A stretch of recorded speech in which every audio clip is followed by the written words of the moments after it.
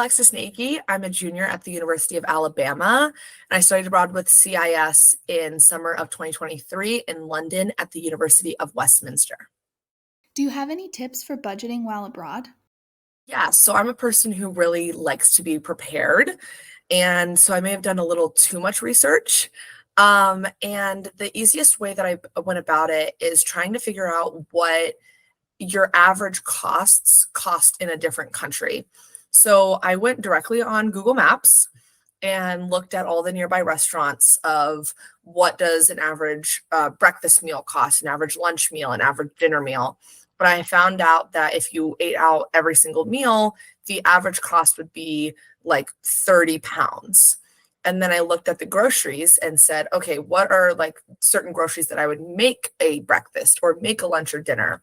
And found that budget out. And then I did about half and half. So then I gave myself a daily budget of like 35 pounds and on food.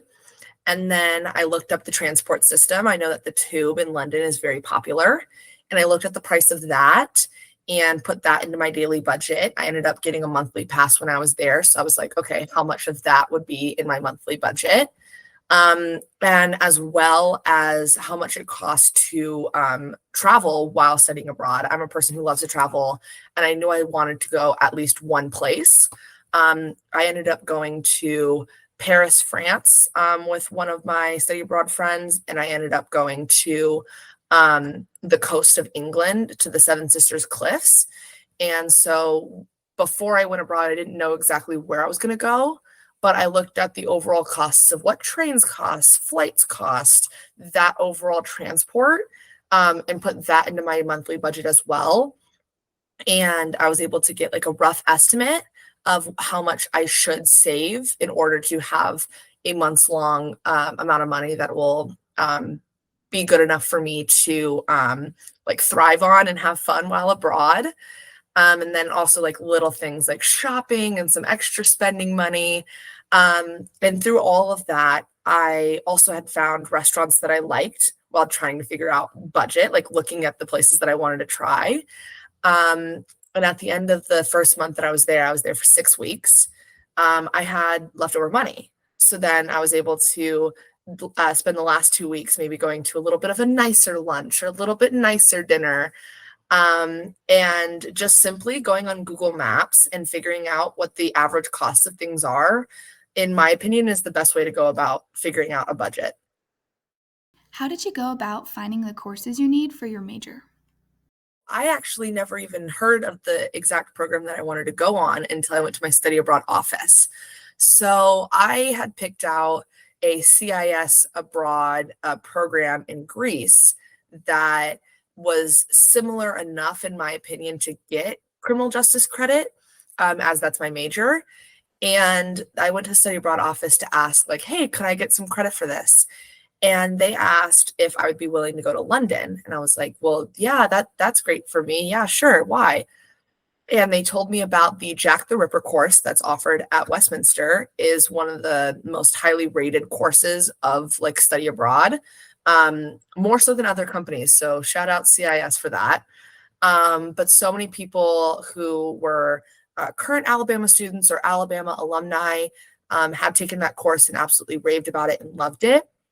And so when I started looking into it, that it wasn't just a normal course, it also was a walking tour, meaning that some of the classes were held over in East London, where Jack the Ripper lived and did his stuff. And so it was the study abroad's office that gave me the suggestion to look into that specific course, that I was able to find the program. And that was the one criminal justice course offered in session 1. And then in session 2, I could have taken it again, or there was the London Underground, which works on different criminal justice cases that have happened in more recent years in London's history. And we focused on the Cray twins, which were like 70s mobsters that ruled over in Bethnal Green on East London side of things. And when I saw that course description, I was like, okay, that's awesome. And how I found those course descriptions was through your lovely website that has so many helpful links, too many that it's sometimes a little bit hard to navigate. But it had like the Westminster syllabus, and I was able to see all the courses offered directly on University of Westminster's page. How did you go about getting course credit? What I have the impression of is that most colleges, under their study abroad offices, like university page, it'll show the course equivalency, meaning you can look up the program or the exact course code, and it'll show you if they have an equivalence of it. They had Jack the Ripper as a history course. And I went to the study abroad office and they said, oh, we had given criminal justice credit to people in the past, but it depends on who the dean of your college is. So I had to wait until I got back and make an appointment, get my transcripts, all of that stuff. And I went to the dean's office and I said, hey, this is what we did. We fully learned about Jack the Ripper and the victims. We did learn about it from a historical perspective, but what criminal justice class doesn't? And he was like, you are absolutely right. And I was able to get criminal justice 197, which is like a 100 level elective, credit for that. And then the other one that I took, the London Underground course, didn't have course equivalency at all. So I had to supply them with the syllabus and the paper that I turned in for the course, and to provide more context on what we were learning, what did we do, all that kind of stuff, and have like concrete proof of it. And because of that, they were able to say that it was more upper level, and I was able to get CJ 397 credit, which essentially is a 300 level elective. And I don't know how it works at other schools, but Alabama, if you study abroad, it's not like a 3 credit course, it's 5 credits. So I ended up getting 10 credits total for 2 courses over 6 weeks. And it's the reason why this will be my last semester with my criminal justice major. And then I'll move on focusing on my second major.